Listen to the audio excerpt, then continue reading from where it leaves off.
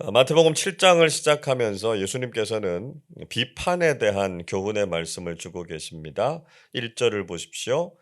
비판을 받지 아니하려거든 비판하지 말라 말씀하고 있습니다.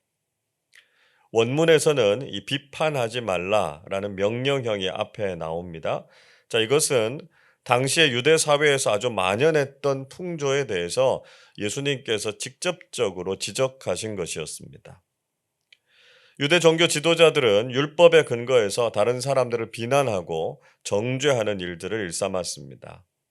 물론 잘못된 것을 바로잡기 위해서 건전하고 합리적인 비판은 필요한 것이죠.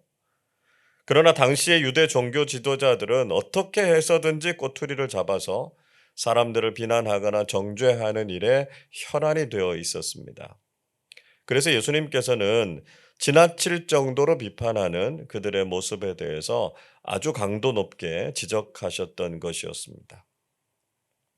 다른 사람을 향한 비판은 다시 자신에게로 돌아온다라고 하는 것을 기억해야 하지요. 2절에서 이렇게 말씀하십니다. 너희가 비판하는 그 비판으로 너희가 비판을 받을 것이요 너희가 헤아리는 그 헤아림으로 너희가 헤아림을 받을 것이니라 말씀하고 계십니다. 예수님께서는 우리가 비판하는 그대로 우리도 비판을 받게 된다라고 하는 것을 잊지 말라고 말씀하셨습니다. 인간 관계 속에서 우리는 동일한 것들을 주고받을 때가 많습니다. 우리가 선행을 베풀면 선행이 돌아오고요. 타인을 비난하면 비난이 다시 돌아올 때가 많죠. 이런 것들을 가리켜서 give and take다 이렇게 말하지 않습니까? 우리가 다른 사람들을 판단했던 그 잣대로 우리도 판단을 받게 된다라고 하는 것이죠. 그래서 우리는 함부로 다른 사람들을 비난하기보다는 사람들을 이해하고 용납하는 너그러운 마음, 긍휼의 마음을 가져야 한다는 것입니다. 자, 그러면 비판이 갖는 문제점이 무엇일까요? 3절을 보십시오. 어찌하여 형제의 눈 속에 있는 티는 보고 내 눈 속에 있는 들보는 깨닫지 못하느냐 말씀하고 계십니다. 예수님께서는 쉽게 비난하는 사람들을 향해서 그들이 이런 오류를 저지르는 경우가 많다라고 하는 것을 말씀하셨습니다. 예를 들면 자신의 눈 속에 있는 들보는 보지 못하고 형제의 눈 속에 있는 티를 보고 비난한다는 것입니다. 흔히 비판적인 사람들을 보면 이중적인 잣대를 가지고 있는 경우가 많지요.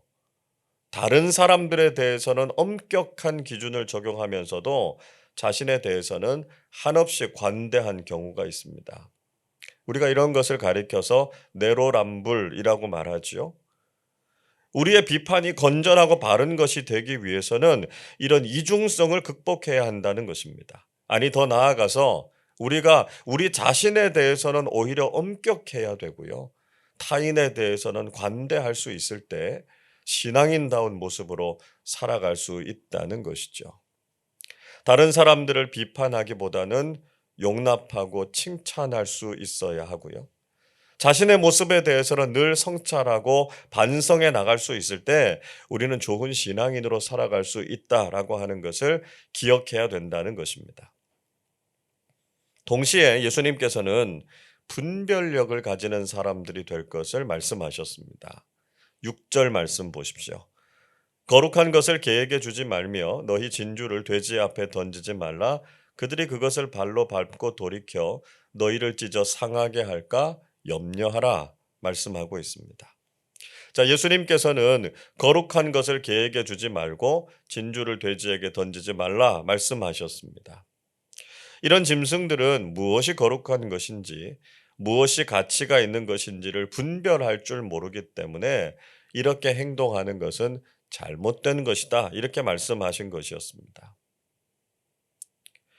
우리가 무조건 좋은 것이 좋다. 이렇게 생각하고 무비판적이고 무분별하게 신앙생활에서는 안 된다라고 하는 말씀입니다.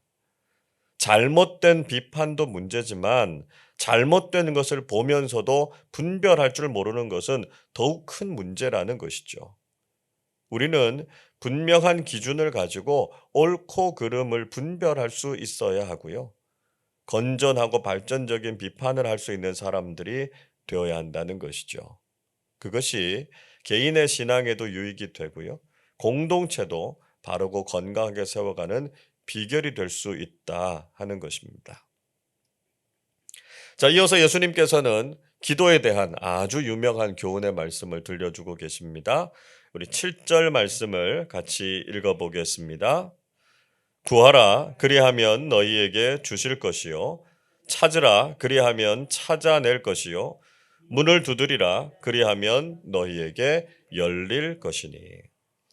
자, 예수님께서는 구하면 주실 것이고 찾으면 찾아낼 것이며 문을 두드리면 열릴 것이라고 말씀하셨습니다. 우리가 하나님께 기도할 때 보다 적극적으로 기도하라 하는 것을 말씀하고 계시죠. 흔히 기도해 보지도 않고 지레 포기해 버리는 경우가 있습니다. 물론 기도는 우리가 원하는 것을 이루어 달라고 떼를 쓰는 건 아닙니다.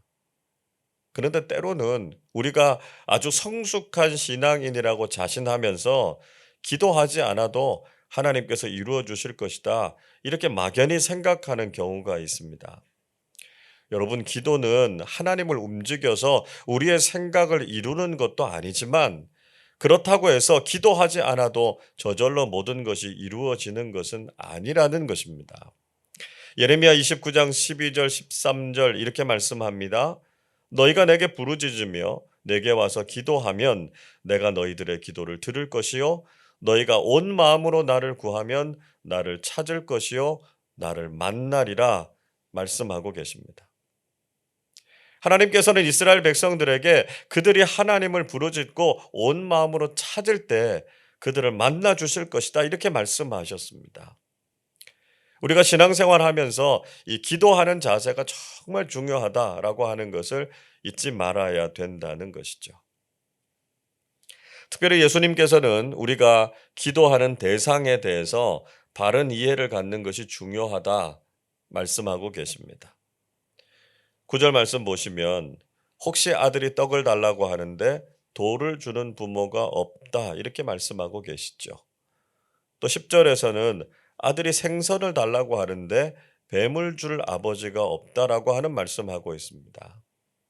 여기에서 뱀이라고 하는 것은 생선과 아주 유사한 모양을 가진 물뱀을 의미하는 것 같습니다. 자, 이런 말씀은요, 부모와 자녀라고 하는 관계 속에서 이해하면 전혀 어려운 이야기가 아니죠. 우리가 부모라면 자녀들에게 가장 좋은 것을 주고 싶어 하는 것이 당연하다라고 하는 것입니다. 그러면 하나님 아버지는 어떠하시겠느냐라고 하는 교훈의 말씀이죠. 11절에서 이렇게 말씀하십니다. 너희가 악한 자라도 좋은 것으로 자식에게 줄 알거든 하물며 하늘에 계신 너희 아버지께서 구하는 자에게 좋은 것으로 주시지 않겠느냐 말씀하고 계십니다. 비록 악한 사람이라고 하더라도 자녀에게는 가장 좋은 것을 줍니다. 부모가 범죄자고 사기꾼이라고 해도 자녀에게 자신처럼 되라, 이렇게 가르치는 부모가 없고요. 자식이 잘 되기를 바라는 마음이 다 부모의 마음이지 않습니까? 그렇다면 선하고 좋으신 하늘 아버지께서 구하고 기도하는 자녀들에게 좋은 것을 주시지 않겠느냐라고 하는 것을 강조해서 말씀하고 계십니다. 여러분, 우리가 기도하는 대상인 하나님이 어떤 분이신가 하는 것을 알게 되면 우리가 기도할 마음이 생기게 되죠. 하나님은 전능하신 하나님이셔서 못하실 것이 없으시고요. 우리를 너무나 사랑하시는 아버지가 되시기 때문에 가장 좋은 것을 주고 싶어 하십니다. 그래서 우리는 하나님께 기도할 수 있는 것이 특권이다라고 하는 걸 알아야 되는 거죠. 그리고 이 기도의 특권을 잘 사용하고 적극적인 기도의 삶을 살아가야 한다는 것입니다. 우리의 생각대로 응답이 되든지 되지 않든지 하나님께서는 가장 좋은 것을 주시는 분이시다라고 하는 것을 믿고 기도로 하나님과 영적인 교제를 하는 삶을 사실 수 있기를 바랍니다. 자, 마지막으로 예수님께서는 인간관계의 황금률에 대한 말씀 들려주고 계십니다. 12절 같이 읽겠습니다. 그러므로 무엇이든지 남에게 대접을 받고자 하는 대로 너희도 남을 대접하라. 이것이 율법이요 선지자니라. 결론적으로 예수님께서는 무엇이든지 남에게 대접을 받고자 하는 대로 다른 사람을 대접하라 이렇게 말씀하셨습니다. 이것이 바로 율법과 선지자, 즉 성경의 가르침이다라고 하는 것이죠. 자, 이 말씀을 바로 앞에 나오는 기도에 대한 결론으로 보기도 하고요. 전체 산상수훈의 결론의 말씀으로 보기도 합니다. 먼저 기도에 대한 교훈의 결론으로 본다면 하나님께서 기도를 통해서 우리에게 좋은 것을 주시는 것처럼 우리도 이웃들에게 좋은 것을 주라 하는 말씀입니다.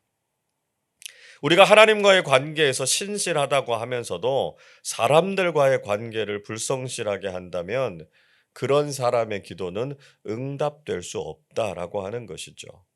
그래서 올바른 기도의 삶은 하나님과의 관계만이 아니라 사람들과의 관계도 아름답게 맺어가는 것이다 라고 하는 것을 말씀하고 계시는 것입니다. 또 앞에서 나온 모든 교훈들의 결론으로 본다면 상호 윤리적인 관점에서 우리가 다른 사람들에게 좋은 것을 줄 때 우리도 그것을 받게 된다라고 하는 것이죠. 자, 어떤 측면에서 보든지 간에 천국 시민의 모습, 천국 시민의 삶에 대한 교훈으로서는 아주 중요한 것이다. 이렇게 생각할 수 있습니다. 여러분, 우리는 다른 사람들을 비판하기보다는 자신을 먼저 성찰할 줄 알아야 하고요. 다른 사람들에게 관대한 신앙인들이 되어야 하겠습니다. 이중적인 기준을 가지고 위선적인 모습으로 살 것이 아니라 자신에 대해서는 더욱 엄격해서 존경과 신뢰를 받는 그리스도인들이 되시기를 바랍니다. 또한 무엇이 옳고 무엇이 그른지를 잘 분별해서 혼란하고 어지러운 세상 속에서 영적 분별력을 가진 신앙인으로 살아가실 수 있기를 바랍니다. 무엇보다 하나님께 기도하는 일이 소중하다는 것을 깨닫고 간절한 마음으로 하나님을 찾고 하나님의 뜻을 구하는 사람들 되시기를 바랍니다. 하나님께서 우리에게 가장 좋은 것을 주셨음을 믿고 고백하면서 오늘도 우리가 다른 사람들과 좋은 것을 나누면서 살아가는 참된 그리스도인들이 다 되시기를 주님의 이름으로 축원합니다. 기도하겠습니다. 사랑과 은혜가 풍성하신 하나님 아버지, 날마다 저희들에게 좋은 것을 허락해 주심에 감사를 드립니다. 우리가 다른 사람들을 비난하거나 정죄하지 않게 하시고 관대하고 너그러운 그리스도인들로 살게 해 주옵소서.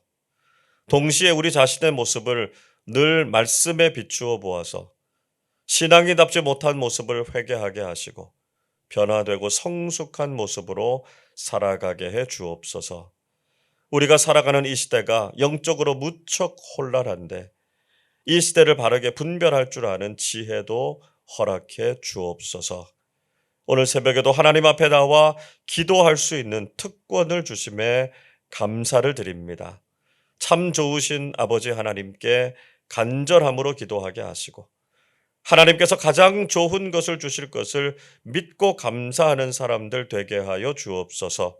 우리의 삶 속에서 다른 사람들에게 좋은 것을 주고 나누게 하시고 무엇보다 하나님께 가장 귀한 것을 기꺼이 드릴 수 있는 사람들 되게 하여 주옵소서.